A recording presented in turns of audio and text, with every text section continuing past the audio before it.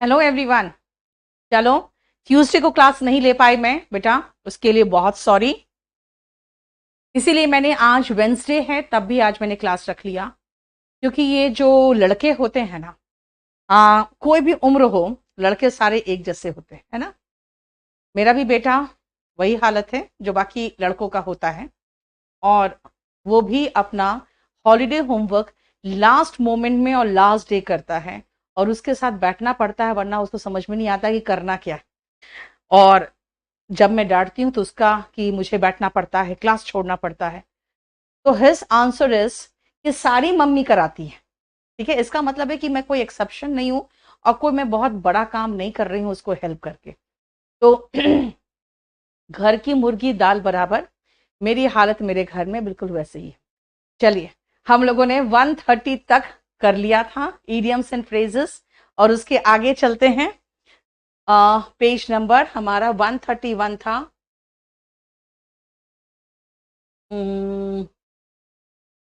130 तक कर चुके थे हम लोग, 131 से आना है, राइट। चलो सुनो, go to rack and ruin. Ruin का मतलब बेटा, रूइन का मतलब बर्बादी होता है ना। अगर कोई चीज रूइन हो चुका है, इसका मतलब वो खत्म या बर्बाद हो चुका है। तो go to rack and ruin का मतलब हो गया बर्बाद होना। बेटा, एक शब्द का भी अगर अर्थ मिल गया तो हम समझ जाएंगे कि क्या मीनिंग है ना। So your life will go to rack and ruin if you do not work hard. क्या आपकी जिंदगी बर्बाद हो सकती है? योर लाइफ में go to rack and ruin if you do not work hard. इसका मतलब अगर आप मेहनत नहीं करोगे तो जिंदगी का सर्वनाश हो सकता है। टू डिके यानी कि सड़ जाना, गेट डिस्ट्रॉयड मतलब बर्बाद हो जाना। ठीक है, नेक्स्ट आओ, गुड सेमेरिटन। बेटा, सेमेरिटन का मतलब भी जैसे कह सकते हो अच्छा व्यक्ति होता है, लेकिन जनरली ये इडियम्स एंड फ्रेजेस में जो आता है वो गुड सेमेरिटन के नाम से आता है। अगर आपने देखा, बहुत सारे ऐसे गुड सेमेरिटन्स थे जो कोविड में सेल्फलेस सर्विस दे रहे थे, है ना। So we must be thankful to all the doctors and good Samaritans. जितने भी अच्छे डॉक्टर्स थे और गुड सेमेरिटन्स थे, उन सबको हमें धन्यवाद देना चाहिए। गुड सेमेरिटन्स मतलब अच्छे लोग। ग्रास विडो, पता है कितनी गंदे गंदे हमारे नियम और परंपराएं थी। मानते थे कि जिन महिलाओं के हस्बैंड्स बाहर होते हैं, यानी कि कोई टेम्पररी सर्विस में बाहर है, कोई मिलिट्री में है, या कहीं और सर्विस कर रहे हैं, या किसी काम से बाहर गए हैं, तो उन लोगों को माना जाता था कि विडो की जिंदगी जियो तुम लोग। विडो का जिंदगी का मतलब क्या कि भाई अगर आप सज धज रहे हो तो जनरली क्वेश्चन उठता है, पता नहीं किसके लिए सज रही है। अरे भैया, मैं आप सब महिलाओं को सिर्फ एक सजेशन दूंगी, यहीं पर ध्यान से सुनना, जितनी भी लड़कियां पढ़ रही है, बेटा खुद के लिए सजो। आपको किसी को दिखाने की जरूरत नहीं है, क्योंकि अपने खुशी के लिए जो करना है खुद के खुशी के लिए करो। कि मुझे कोई देखने वाला हो तब मैं सजूं, या ये क्या मतलब बनता है? मतलब हस्बैंड अगर वहां नहीं है तो वो सजती नहीं थी। जिसे मैंने क्या कहा कि कभी भी ये चीज आप लोग मत कहो कि पता नहीं किसके लिए इतना सजती है। और लड़कियां भी ये ध्यान रखना कि कभी किसी दूसरे के लिए नहीं, खुद के लिए सजो। जानते हो ग्रास विडो कहां से आया है? इसका मतलब है जिसका हस्बैंड बाहर होता था, उनको तैयार होने का बिल्कुल अनुमति नहीं थी, सज धज के नहीं रहना था, और उनको जमीन पे सोना पड़ता था। यानी कि घास, क्योंकि अब समझते हो अभी हमारा सीमेंटेड फ्लोर है, लेकिन पहले क्या था, घास का होता था जमीन पे, है ना, घास वास उगे रहते थे। तो ग्रास विडो कहा जाता था उनको कि भाई जमीन पे सोना है उनको। ठीक है ना, कई जगह पे इसको ग्रास को क्रॉस भी कर दिया गया। सो ग्रास विडो होता था कि जो जमीन पे सोती थी। ठीक है, क्लियर? बताओ, कोई प्रॉब्लम? नेक्स्ट आओ, ग्रीस द पाम। यार कुछ पैसे मिल जाते हैं तो आपका काम जल्दी हो जाता है ना। तो पैसे मिल जाते, जब देख रहे हो, कहते हैं दो दो तरह से इशारा करते हो। एक तो हाथ में खुजला के, है ना, तो पाम जब ईच करता है आपका, ईचिंग, पाम ईचिंग जो करते हैं, वो भी होता है कि पैसे कुछ दोगे तो काम जल्दी हो जाएगा आपका। जितने भी सरकारी बाबू होते हैं उसके लिए ये दो चीजें बहुत अच्छे से वो जानते होंगे कि हाथ ऐसे से रगड़ना, कुछ खर्चा पानी मिलेगा, चाय पानी का कुछ पैसा मिलेगा, है ना, ऐसे से हाथ वो घिसते थे। और दूसरा तरीका होता था उनका ऐसे से हाथ खींचने का, दूसरा तरीका होता था ऐसे करके दिखाने का। ये दोनों बेटा दोनों ईडियम है। अभी दूसरा ईडियम आने वाला है। पहला ईडियम देखो, ग्रीस द पाम, यानी हाथ एक दूसरे से तब ना फिसलेगा यार, कुछ चिकनाई हो तभी तो। इसका मतलब पाम ग्रीस कर रहे हो यानी रिश्वत दे रहे हो। देखो रिश्वत देना, you should not grease the palm of any government servant. समझ में आया? कभी भी किसी सरकारी नौकर के हाथ में आप कभी रिश्वत मत दीजिए। Do not grease the palm of any government servant. होता है कई लोग कहते हैं मैम हमें इंस्पेक्टर बनना है। अरे भैया तुम इनकम टैक्स इंस्पेक्टर बनना क्यों चाहते हो? एक्साइज में तो बहुत सुंदर लगते हो एकदम वर्दी के साथ, प्रिवेंटिव में तो और सुंदर लगोगे एकदम व्हाइट व्हाइट वर्दी में, है ना? बोलो। लेकिन ना, हमें तो इनकम टैक्स इंस्पेक्टर बनना। Why? Because they want the people to grease the palm, right? Next आओ, ग्रीन रूम। जनरली बेटा पहले के जमाने में होता था ग्रीन रूम। एक रूम होता था जहां पे व्हाइट ग्रीन पर्दा ही होता था जनरली, और उस पर्दे के अंदर बैठ के, उस रूम के अंदर बैठ के ये जो एक्टर्स होते थे वो तैयार होते थे। अब तो वो लोग अपना वैनिटी वैन खरीदते हैं यार, आलिशान वैन होते हैं, करोड़ों में ऐसा वैन आता है। अब तो शाहरुख खान, सलमान खान के अपने ऐसे वैन है कि उसके अंदर तो पूरा एक परिवार सो जाए, ऐसे वैन बना के रखते हैं उन लोग, है ना? लेकिन ग्रीन रूम पहले के जमाने में होता था, ये अभिनेता अभिनेत्रियों के तैयार होने के लिए एक रूम होता था। ठीक है? नेक्स्ट आओ, ग्रिस टू वंस मिल को आप ग्रिस टू द मिल कर दो।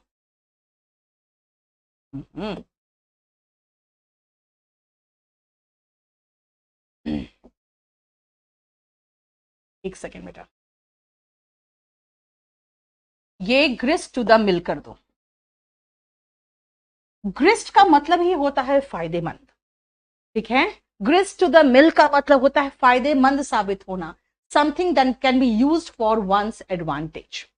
सो आपको कुछ और भी एक्स्ट्रा अगर कोर्स कर सकते हो कर लो, that will grist to the mill. मतलब भाई ठीक है, जैसे आजकल कितने लड़के होते हैं जो अलग से बीएड करके रख लेते हैं, अलग से कुछ और कोर्स करके रख लेते हैं कि अगर बाय चांस हमारा नहीं हुआ तो हम इसी के थ्रू कोई और नौकरी ले लेंगे।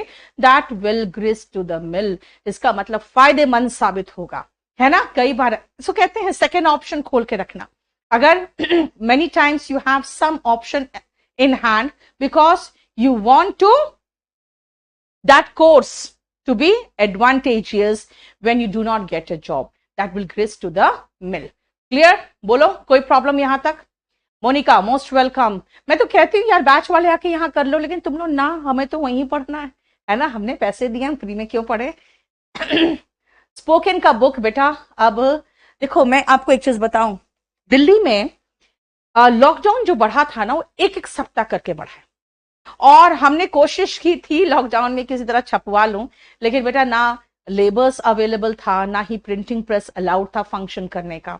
प्रिंटिंग प्रेस ऐसी भी चीज नहीं होती जो चोरी छुपे आप चला सकते हो, उसमें काफी आवाज होता है ना, जब बुक्स प्रिंट होते हैं तो इसीलिए लॉकडाउन में नहीं हो पाया। तो अब लॉकडाउन खुल गया है कल से, लेकिन हाँ हम लोग कोचिंग वालों को तो अब हम लोग का पेट नहीं होता। कोचिंग सेंटर्स और जो प्राइवेट टीचर्स है ना बेटा, उनका पेट नहीं होता, उनका सिर्फ सीधा इसोफेगस के बाद सीधा इंटेस्टाइन होता है। ठीक है? मतलब ऐसा माना जाता है, क्योंकि देखो ना, सिर्फ प्राइवेट टीचर्स को ही अलाउड नहीं है फंक्शन करने का, बाकी सब धीरे धीरे खुल रहा है। तो स्पोकन की बुक बेटा प्रिंटिंग होनी शुरू हो चुकी है, अब आपको बहुत जल्दी मिल जाएगा। और स्पोकन का बुक में एक स्पोकन का 93 पेजेस का डिक्शनरी है। याद रखना, वो सारी वोकैबुलरी आपको एकदम यहां होने चाहिए, एकदम यहां पे, है ना? क्योंकि वो स्पेलिंग सहित अच्छा होना चाहिए आपको। उसका रीजन क्या है पता है?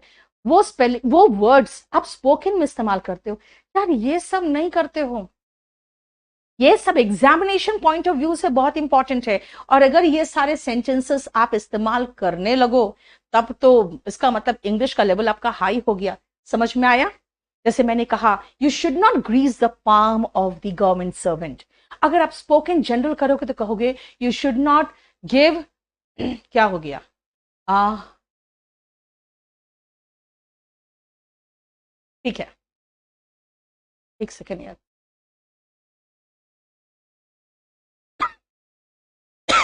एक मिनट।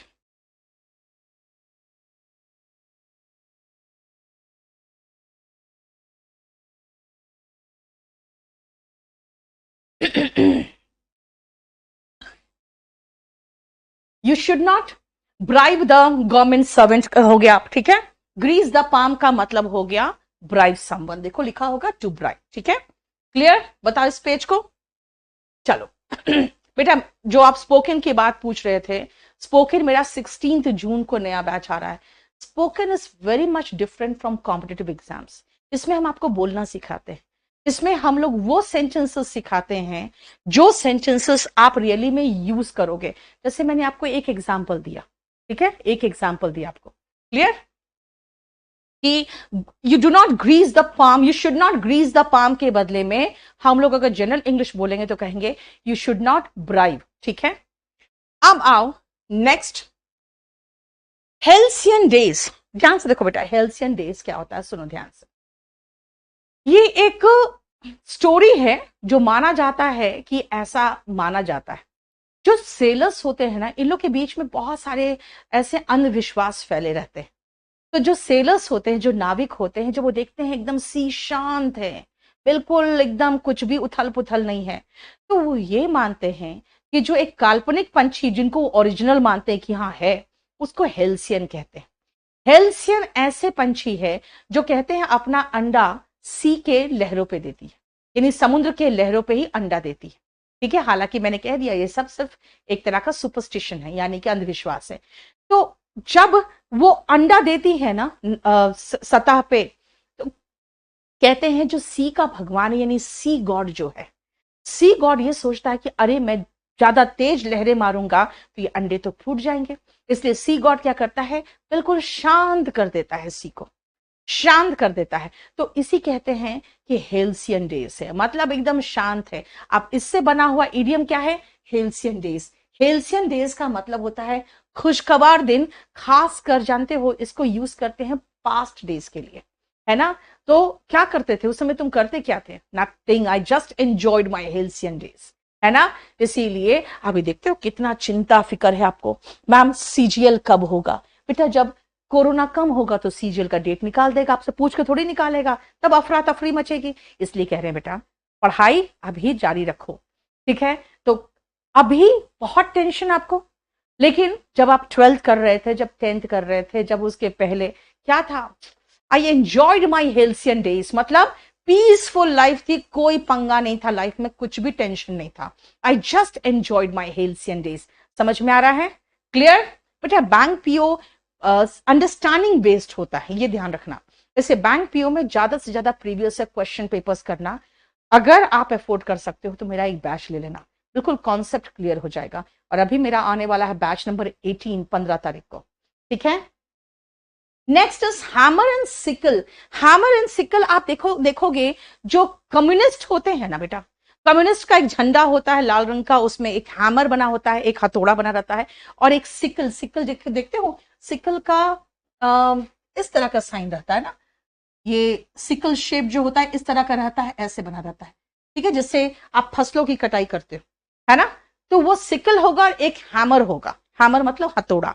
तो वो हथौड़ा और सिकल साइन किस चीज का है, खुद सोचो बेटा। कम्युनिस्ट पार्टी बनी क्यों थी, ये जो आपके कार्ल मार्क्स वगैरह ने जो बनाया था, वो क्यों बनाया था, ये कम्युनिज्म का जो कॉन्सेप्ट था वो इसी पर था कि भाई ये जो कैपिटलिस्ट है, जिनके पास पूंजी है, पूंजीवाद, ये हमारा शोषण करते हैं, असली मेहनत तो हम कर रहे हैं, ये जो खड़े हैं इमारतें बड़े बड़े फैक्ट्रीज के, ये हमारे खून पसीने से बना हुआ है, तो हम हुए ना मालिक, है ना। तो एक दिन ऐसा आएगा जब हम लोग अपने मेहनत से इस दुनिया पे राज करेंगे, और ये वर्कर्स को ये कहा गया था कि हम समाज के जो लोग हैं, हम यहाँ पे शासन करेंगे, और हम लोग इनके जो एक तरह से बंधन में हैं, हम लोग जो एक तरह से टॉर्चर होते हैं, हम लोग एक्सप्लॉइट होते हैं, उससे मुक्त हो जाएंगे, उसका प्रतीक था। इसलिए hammer and sickle was the symbol of समाजवाद, जिसको कहते हैं कम्युनिज्म का प्रतीक था, ठीक है ना, इक्वालिटी का प्रतीक था, ठीक है। स्पोकन इंग्लिश बुक का रिव्यू, बेटा रिव्यू तो तब आएगा ना जब आपका बुक आएगा। इसलिए मैंने कहा ना आपको पहले शुरुआत में क्या कहा कि इतने दिनों से लॉकडाउन था बेटा, 2 दिन पहले तो खुला है, ठीक है, थोड़ा सा टाइम दो ना। और मेरे बुक्स के रिव्यूज बेटा हमेशा अच्छे होंगे, ईमानदारी से कोई स्टूडेंट दे तो, जलन से कुछ लोग दे देते हैं, ठीक है, वो अलग चीज है, लेकिन बच्चे मेरे जो होते हैं ईमानदारी से ही देते हैं, बाकी कॉम्पिटिटर्स कुछ एक दो लिख देते हैं ऐसा। मेरे बुक्स बेटा मैं खुद लिखती हूँ, कहीं से कॉपीड एंड पेस्टेड नहीं रहता, इसीलिए आप लोग निश्चिंत रहो, क्वालिटी वाइज बिल्कुल निश्चिंत रहो। अब मेरा नंबर है यार आप लोग के पास 8860330003, एक बार पढ़ लेना और रिव्यू दे देना। मेरा वॉल्यूम 1 का जो रिव्यू था वो कल मैंने फेसबुक में डाला है, कम से कम फेसबुक में तो मुझे फॉलो कर लो, सारे एग्जाम्स के सारे नोटिफिकेशन में देती हूँ उसमें। हैमर एंड टोंग्स, टोंग्स का मतलब बेटा चिमटा होता है। अब हैमर सोच लो ना यार, हैमर जो भी इस्तेमाल करेगा वो इस्तेमाल करेगा मेहनत करने के लिए। टोंग्स तो टोंग्स जैसे महिलाएं इस्तेमाल करती है घर में, तो हैमर एंड टोंग्स किस चीज के लिए इस्तेमाल होगा यार, समझ लो ना, बहुत अधिक मेहनत से, with great effort. I have earned this name and fame with hammer and tongs, मतलब बहुत मेहनत किया है ना। I had to work very hard to earn this name and fame.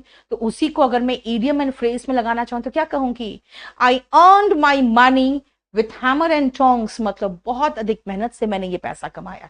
समझ में आया।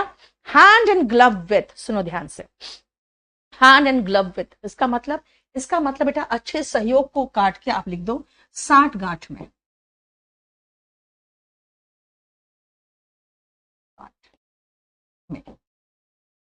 ठीक है ना, ये लिख दो हिंदी में 60 गांठ में। दिव्या इंग्लिश तो सब दोनों में हो जाएगा आपका एक साथ, लेकिन मैथ्स पीओ और एसएससी में बहुत डिफरेंट होता है, रीजनिंग बहुत डिफरेंट होता है। ठीक है, हैंड एंड ग्लव विथ, सुनो ध्यान से क्या है भाई, आप किसी काम में साथ में हो, हाथ तुम्हारा भी है उसमें, एंड ग्लव्स मतलब यार ग्लव्स तो तब पहनते हो जब कुछ गलत काम करने वाले हो, यानी हैंड एंड ग्लव विथ का मतलब है 60 गांठ में, इन क्लोज कोऑपरेशन, है ना। अगर मैं ये कहूं कि अच्छा उसके डेथ में, उसके सुसाइड में, तो जितना अगर आप रिया को बदनाम कर रहे हो उतना तो उसके फ्रेंड्स भी थे, है ना। उसका जो फ्रेंड था वो भी तो उसी के घर में था, रिया तो उसके घर में भी नहीं थे, सुशांत सिंह राजपूत के घर में उस समय। तो you can say his friends were hand and glove with his girlfriend, है ना। His friends were hand and glove with his girlfriend in the suicide of Sushant Singh Rajput. लेकिन मेरा मानना यह है भाई, अगर आप कहोगे नहीं वो सुसाइड किया है, तो सुसाइड क्यों किया उसके तो रीजन ही पता नहीं चले अभी तक।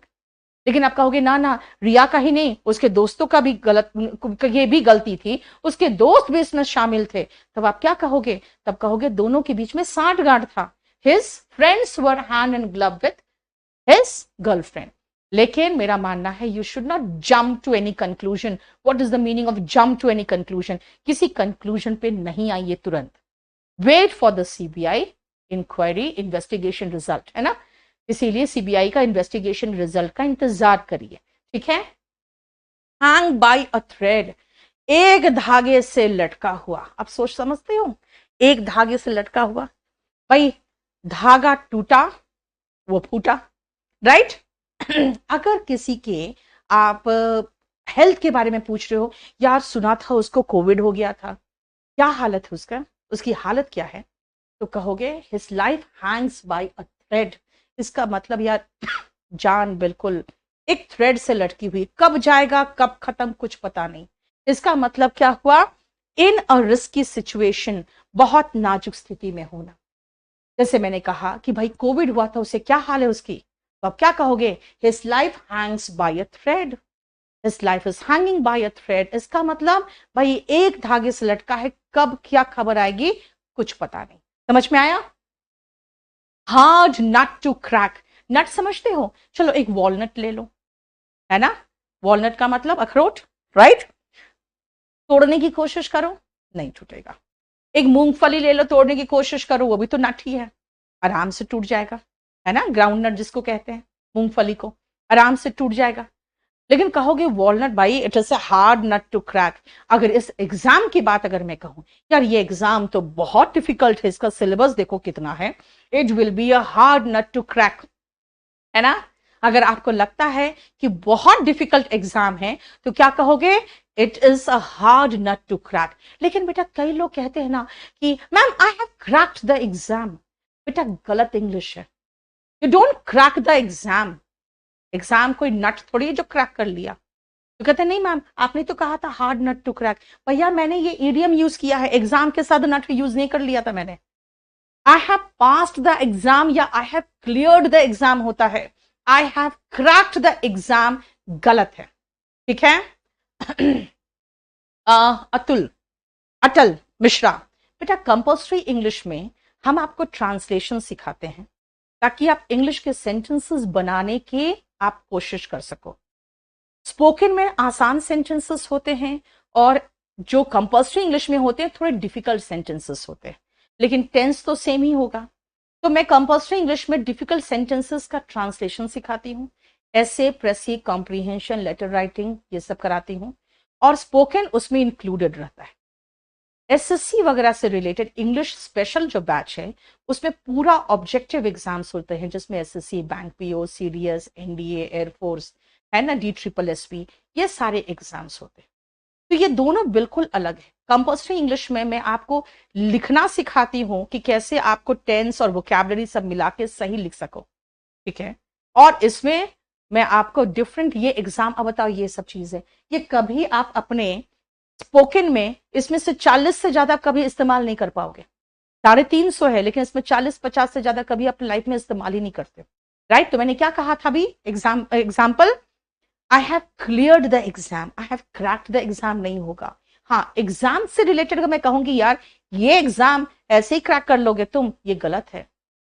मुझे ऐसे बोलना चाहिए, this exam you it is a hard nut to crack, you will have to work hard to clear the exam. समझ में आया? बोलो। देखो ये मेरा स्पोकन इंग्लिश का बुक है और मैं फ्रैंकली बताती हूँ हर बुक में ये दावा मैं कर सकती हूँ, मैंने उसमें बहुत मेहनत किया। बेटा जिस समय लॉकडाउन शुरू हुआ मेरा स्पोकन का बैच शुरू हुआ था, लॉकडाउन 2020 में, और अब जाके ये बुक आ रहा है। और समझते हो स्पोकन का 10th बैच है, कंपल्सरी इंग्लिश का 10th बैच है। इसका मतलब ये पूरी बुक 10 बार प्रूफ रीडिंग हो चुकी है। ठीक है। और इसके साथ जो वोकैबुलरी का मैं आपको डिक्शनरी दूंगी, 93 पेजेस का डिक्शनरी है, लेकिन उसमें एक भी वर्ड ऐसा नहीं है जो एसएससी वगैरह के एग्जाम्स वाले। उसमें वो वोकैबुलरी है जो आप डेली यूज में इस्तेमाल करोगे।